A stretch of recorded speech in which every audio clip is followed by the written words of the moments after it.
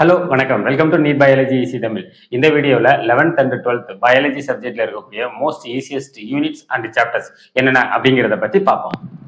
Diversity இந்த living world யூனிட்டை தரவாக படிச்சிருந்தோம் அப்படின்னம்னா 9 கொஸ்டின் அட்டன் பண்ணி 36 மார்க்ஸ் அப்ராக்சிமேட்டாக ஸ்கோர் பண்ணலாம்.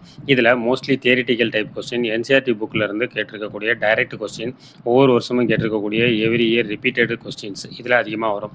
Structural organisation in plants and animals யூனிட்ல இருந்து 9 கொஸ்டின் அட்டன் பண்ணி 36 மார்க்ஸ் ஸ்கோர் பண்ணலாம். இதில் டயக்ராம் பேஸ்டு கொஸ்டின், டெஃபினிஷன்ஸ், டயக்ராமை பார்த்து ஆன்சர் பண்ணுற மாதிரியான ஈஸியஸ்ட் யூனிட் இது. செல் ஸ்ட்ரக்சர் அண்ட் ஃபங்க்ஷன் யூனிட்டை தரவாக படிச்சிருந்தோம்னா அப்ராக்சிமேட்டாக 10 கொஸ்டின் அட்டன் பண்ணி 40 மார்க் ஈஸியாக ஸ்கோர் பண்ணலாம். இதில் concept based question, repeated MCQs, limited syllabus உள்ள ஈஸியான யூனிட் இது. இந்த 3 யூனிட்லேருந்து 7 ஈஸியஸ்ட் சாப்டர்ஸ் இருக்குது. அது first one is the living world, 2 biological classification, 3 plant kingdom, 4 animal kingdom, 5 morphology of flowering plants, 6 anatomy of flowering plants, 7 cell the unit of life. 12th standard biology and human welfare யூனிட்டை தரவாக படிச்சிருந்தோம்னா 6 question attend பண்ணி அப்ராக்சிமேட்டாக 24 marks score பண்ணலாம்.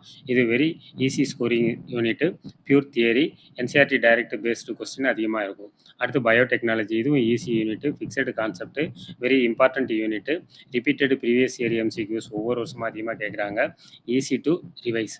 அடுத்து unit ecology.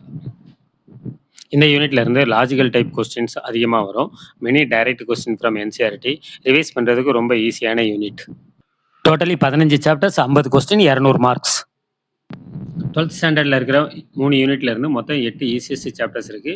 Human welfare and disease, microbes in human welfares, biotechnology principles and processes, biotechnology and its applications, eco systems, diversity and conservation, environmental issues, organism and populations.